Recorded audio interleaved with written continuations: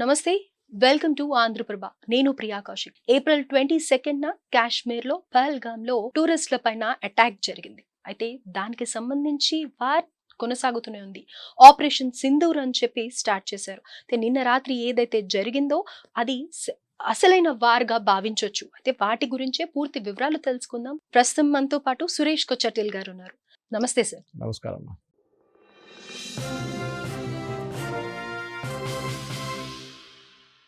Right. అయితే నాకిప్పుడు help అనగానే ఒక్క విషయం గుర్తుకొచ్చింది. సోషల్ మీడియాలో మనం ఎక్కువగా చూసినట్టయితే గనక టర్కీ పాకిస్తాన్‌కి సపోర్ట్ చేస్తుంది అని అన్నారు. వెపన్స్ ఏమో చైనా సీక్రెట్‌గా హెల్ప్ చేసింది అని అంటూ ఉన్నారు కదా!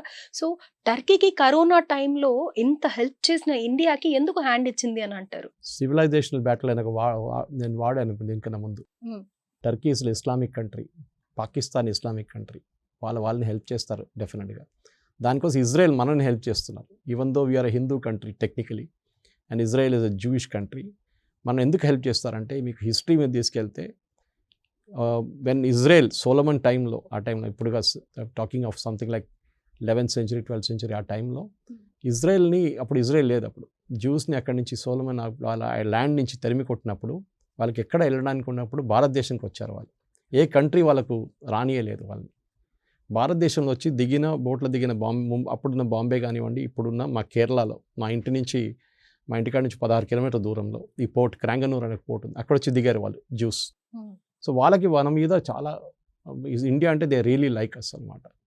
అది కాకుండా వాళ్ళకి టౌన్ ఉంది హైఫా అని చెప్పి, very important town of Israel. Second world వార్లో మనం దాన్ని లిబరేట్ చేసాం, Indian army, British Indian army. వాళ్ళ టెక్స్ట్ బుక్స్లో ఉంది that the Indian army liberated Haifa town అని చెప్పేసి. సో పెద్ద హిస్టరీ ఉంది మనకి. సో ఇజ్రాయెల్ మనకి హెల్ప్ చేస్తున్నారు. ఎవరిని హెల్ప్ చేయరు యాక్చువల్లీ. అమెరికా హెల్ప్ చేస్తారు. అమెరికా డబ్బులు పెట్టి మీకు అమ్మేస్తుంటారు. ఇవి రష్యా కూడా అంతే, అంత ప్రేమ ఏం లేదు మన మీద. కానీ రష్యాతో మనకు చాలా సంవత్సరాల నుంచి ఉన్న డీల్స్ ఉన్నాయి మనకి. ఎస్పెషలీ సోవియట్ యూనియన్ ఉన్న టైం నుంచే మనకి మిగ్స్ కానివ్వండి, మిగతా అన్ని రష్యన్ ఎయిర్క్రాఫ్టే మనం కొంటుండే, రష్యన్ సబ్మెరీన్స్ కొంటుండే, రష్యన్ షిప్స్ కొంటుండే. మన దగ్గర ఫస్ట్ ఐఎన్ఎస్ విక్రాంత్ అనేది it was the Russian ship అనమాట. సో అట్లా మనం చాలా తీసుకున్నాం అట్లాంటి హెల్ప్ రష్యా దగ్గర. దాని తర్వాత యూఎస్ వచ్చారు. 71 వార్ తర్వాత యూఎస్ రోల్లో వచ్చారు. సో టర్కీ పాకిస్తాన్ హెల్ప్ చేయడం అని నథింగ్ సర్ప్రైజింగ్. దాని ముందే మనకు తెలుసు టర్కిష్ ఎయిర్క్రాఫ్ట్ 5 ఎయిర్క్రాఫ్ట్లు వచ్చి ల్యాండ్ చేసినాయి పాకిస్తాన్లో. ఈ వార్ కన్నా ఇది మొదలయ్యే ముందు just after 7th I think 2nd or 3rd వచ్చి ల్యాండ్ అయిన 5 ఎయిర్క్రాఫ్ట్లు. వాళ్ళు మిసైల్స్ తీసుకొచ్చి ఉంటారు, అన్నీ చేసి ఉంటారు. వీళ్ళు ఇదే టర్కీ సిరియాలో ఉన్న కొన్ని రెబల్స్ కూడా ఇచ్చారు, ఎక్విప్మెంట్ ఇచ్చారు, చాలా చేస్తుంటారు వాళ్ళు అనమాట. So we have to nothing of surprising. మనం కోవిడ్కి వాళ్ళు ఇస్తే వాళ్ళంతా మర్చిపోతారు జల్లి, వాళ్ళకంతా గుర్తేం ఉండదు. ఎర్త్క్వేక్ వచ్చినప్పుడు మనం హెల్ప్ చేసాం వాళ్ళని, అది కూడా వాళ్ళు మర్చిపోతారు. వాళ్ళకి ఏంటంటే Islam, that is the most important thing. Islamic country థ్రెట్లో ఉందంటే వాళ్ళకి వెళ్ళి హెల్ప్ చేస్తారు వాళ్ళు. మనతో ఏ సంబంధం ఉండదు వాళ్ళకి ఆ టైంలో. అది వాళ్ళకి ఫిలాసఫీ అది అన్నమాట. చైనా అంటే సేఫ్ గేమ్ ప్లే చేస్తుంది అనుకోవచ్చా? మనతో లావాదేవీలు కొనసాగించాలి అంటే డెఫినెట్గా ఇలానే ఉండాలి అని అన్నట్టుగా న్యూట్రల్గా ఉంటున్నాను, నేను ఏం సపోర్ట్ చేయట్లేదు అని చెప్తోంది, కానీ లోపల చేసేవన్నీ తెలుస్తూనే ఉన్నాయి కదా. చైనా గేమ్ అంతే. చైనాది ఎక్విప్మెంట్ అంత స్టాండర్డ్ ఎక్విప్మెంట్ లేదు చాలా. కానీ ఇప్పుడు వాళ్ళ మిషనరీ వైజ్ మ్యానుఫ్యాక్చరింగ్ సెక్టర్లో దే ఆర్ రియలీ గుడ్. ఇప్పుడు వారు ఇచ్చిన J-15 J-16 ఒకటి పడేసారు, మన 2 అంటున్నారు.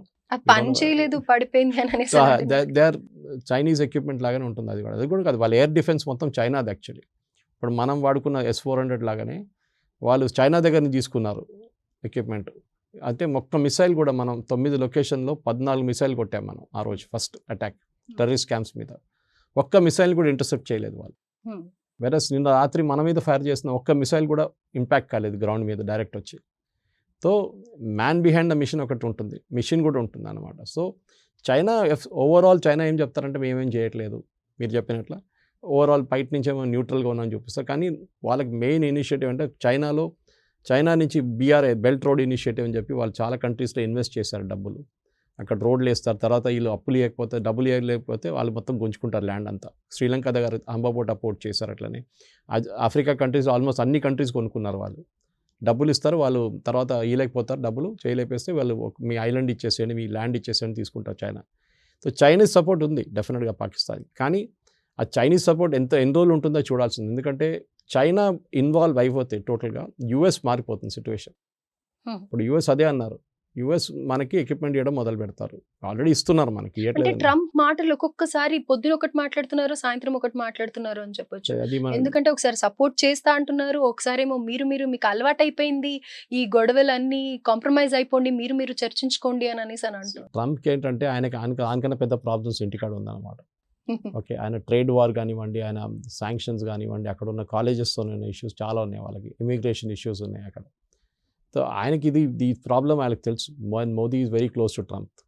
సో డెఫినెట్గా చెప్పరు. నిన్న కూడా జేడీ వ్యాన్స్ దగ్గర అడిగినప్పుడు అనే చెప్పారు, వాళ్ళ పని వాళ్ళు చూసుకుంటారు, మనకేం పోయింది, మేమెందుకు తలపెట్టాలి అక్కడ అని చెప్పి, which is a very good thing. ఎవరిని సపోర్ట్ చేయకండి, ఈవెన్ ఇండియన్ సపోర్ట్ చేయక్కర్లేదు మీరు. మనం వెళ్ళి ఏదో మన కొన్ని మీడియా హౌసెస్ చూస్తాను, మనం కూడా ఇండియన్ సపోర్ట్ చేయక్కర్లేదు. We don't want your support, just stay neutral అంతే. మేము మా పని మేము చూసుకుంటాం మేము. So that is the main thing, we are taking the line which we are taking అన్నమాట. అండ్ మోడీ ప్రెస్ మీట్ లో చేసిన స్టేట్మెంట్ కూడా కొంచెం ఆలోచించాల్సిన అవసరం ఉందా అని అనిపిస్తోంది. అంటే ఇక్కడ ఇది 1000 years గా వీళ్ళకి అలవాటు అయిపోయింది గొడవలు పడడం, వాళ్ళే చూసుకుంటారు అని అన్నారు కదా, దాని గురించి ఏమంటారు మీరు? అదే నేను మళ్ళీ అదే వర్డ్కి వస్తున్నాను, సివిలైజేషనల్ బ్యాటిల్ అని చెప్పేసి. కొన్ని కంట్రీస్కి ఉంది. ఇజ్రాయెల్ ప్రాబ్లం ఏంటంటే they are fighting a civilisational battle, survival వాళ్ళ కోసం. వాళ్ళ చుట్టూ ఉన్న మొత్తం హాస్టైల్ కంట్రీస్, వాళ్ళు ఎన్నోసార్లు దాడి చేసిన countries, Jordan, Syria, Lebanon, Egypt, వీళ్ళందరూ వీళ్ళ మీద దాడి చేస్తుండే, ప్యాలెస్టైన్ ఇటువైపు. సో కంటిన్యూస్గా ఇజ్రాయెల్ మీద డైలీ వాళ్ళ కల్చర్ అదే అయిపోయింది అనమాట. వాళ్ళ మీద డైలీ బాంబులు వేయడం, వాళ్ళ మీద దాడి చేయడం, దే ఆర్ రెస్పాండింగ్, వాళ్ళు కొట్టడం, ఇదంతా నడుస్తుండే. వాళ్ళు దానికోసం వాళ్ళ దగ్గర ఎంటైర్ పాపులేషన్ ఇస్ ట్రైన్డ్. 18 సంవత్సరాలు కాగానే అబ్బాయి అయినా అమ్మాయి అయినా మిలిటరీలో చేరాల్సిందే కంపల్సరీగా. 3 సంవత్సరాలు you have to do service. దాని తర్వాత వాళ్ళు ఉంచుకుంటారో తర్వాత రిలీవ్ చేసేస్తారు. కానీ ఎప్పుడు పిలిస్తే మళ్ళీ రావాల్సి వస్తుంది. రిజర్విస్ట్ అంటారు వాళ్ళని. సో ఆ డిసిప్లిన్ వచ్చేస్తుంది అనమాట. కానీ వాళ్ళు చాలా చిన్న కంట్రీ, మనలా కాదు. మన 140 కోట్లు ఉన్నాం మనం, వాళ్ళకు ఢిల్లీ పాపులేషన్ ఈక్వల్ ఉంటారు అంతా. సో మన పాలసీస్ డిఫరెంట్ ఉంది. ఇజ్రాయెల్ మనం ఒక సివిలైజేషనల్ బ్యాటిల్ ఫైట్ చేస్తాం. ట్రంప్ దగ్గర ఎందుకు వెళ్ళి అడగాలి? వాళ్ళ గొడవ వాళ్ళకు ఉంటుంది. ఇజ్రాయెల్ కన్విన్స్ చేయలేకపోతున్నారు వాళ్ళు. అక్కడ రష్యా యుక్రెయిన్ కొట్టుకుంటే వాళ్ళని కన్విన్స్ చేయలేకపోతున్నారు. మన దగ్గర వచ్చేందుకు? రష్యాని చాలా అయిపోయింది అన్న ట్రంప్, ఏమీ అయిపోయింది ఇంకా లేదు, ఇంకా కొట్టుకుంటున్నారు వాళ్ళకి. సో అదే మీ ప్రాబ్లం మీదే అని చెప్పేసి. సో మనం ఎవరి మీద డిపెండ్ కాకూడదు. We should be on our own. Simple. A country టఫ్గా ఉంటుందో, ఏ కంట్రీ స్ట్రాంగ్గా ఉంటుందో వాళ్ళకే రెస్పెక్ట్ ఇస్తారు. అది మనం మర్చిపోకూడదు. వీక్గా ఉన్న కంట్రీస్ ఎవరైనా చూడండి, యూఎస్ బాదర్ చేస్తారా? ఆఫ్రికాలో ఉన్న ఒక్క నేషన్, ఒక కంట్రీని రెస్పెక్ట్ ఇస్తారా ఇప్పుడు ఎవరు? ఇటు పక్కన మన బంగ్లాదేశ్ని పట్టించుకుంటారా? పట్టించుకోరు. ఎందుకు? దే నో ఇట్స్ స్ట్రాంగ్ కంటే, ఎకనామికలీ, పొలిటికలీ అండ్ మిలిటరీలీ. 3 మీరు స్ట్రాంగ్గా ఉంటే దెన్ రెస్పెక్ట్ ఇస్తారు. పాకిస్తాన్ కేసులో 3 లేవు. ఎకనామిక్లీ $15 billion ఉన్నాయి వాళ్ళ దగ్గర ఇప్పుడు డబ్బులు, ఫారెన్ ఎక్స్చేంజ్. అది 2 వారాలు కూడా సరిపోదు వాళ్ళకి. మరి ఏ ధైర్యంతో ఇంత వారికి దిగారంటారు? అంటే ఇది ఏదో చిన్నగా అయిపోతుందిలే ఎప్పుడు జరిగినట్టు అని అనుకున్నారా వాళ్ళు, లేకపోతే వాంటెడ్లీ దీని వెనకాల ఇంకేమన్నా ఉందా వాళ్ళకి ఆలోచన? అంటే వాళ్ళు ఇది ఇప్పుడు ఎట్లయిపోయిందంటే భస్మాసుర్ ఎఫెక్ట్ అంటాం మనం. అది వరం ఇచ్చిన దాన్ని తల మీద తీసుకుని వాళ్ళ తల మీద పెట్టేసుకున్నారు టెర్రరిస్టులు. వాళ్ళు ఏం చేయలేకపోతున్నారు. అది ప్రాబ్లం అనమాట. టెర్రరిస్ట్ వాళ్ళే డబ్బులు ఇచ్చి, వాళ్ళే తిండి పెట్టి అన్ని పోషించి అంతే చేసింది వాళ్ళే. ఇప్పుడు వాళ్ళు కంట్రోల్ చేయలేకపోతున్నారు వాళ్ళు. అంటే మీరు ఎక్కిన రైడింగ్ ద టైగర్ అంటారు, మీరు దిగితే టైగర్ తినేస్తుంది, లేకుంటే టైగర్ మీద కూర్చోవాల్సి వస్తుంది, పులి మీద కూర్చోవాల్సి వస్తుంది. ఇది పాకిస్తాన్ సంగతి. అది పాకిస్తాన్ ఇంకా వీళ్ళని అంత ఈజీగా అక్కడి నుంచి తరిమి కొట్టలేరు వాళ్ళు. ఆఫ్ఘనిస్తాన్ చూడండి ఎట్లా మారిపోయింది. ఒక టైంలో డెమోక్రటిక్ గవర్నమెంట్ ఉండే అక్కడ, దాని తర్వాత సోవియట్ వచ్చారు, దాని తర్వాత టెర్రరిస్ట్ వచ్చారు, ముందు అల్ఖైదా వచ్చారు, దాని తర్వాత ఐసిస్ వచ్చారు. అందరిని ఎవరు తీసుకొచ్చారు? యూఎస్ తీసుకొచ్చారు వీళ్ళందరినీ. కానీ లాస్ట్ యూఎస్ మీద పెట్టారు వాళ్ళందరూ కలిసి.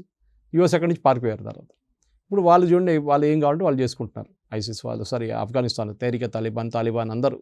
సో ఈ ప్రాబ్లం ఏంటంటే బేసిక్లీ మన దగ్గర స్ట్రాంగ్ కంట్రీస్ ఉన్నాం. మన భారతదేశ ఎకనామిక్లీ స్ట్రాంగ్, ఇది 4th largest ఎకానమీ ఇప్పుడు. మనం మిలిటరీలీ మనం one of the biggest. Technology wise మనం చూసాం, చాలా బాగా చేస్తున్నాం.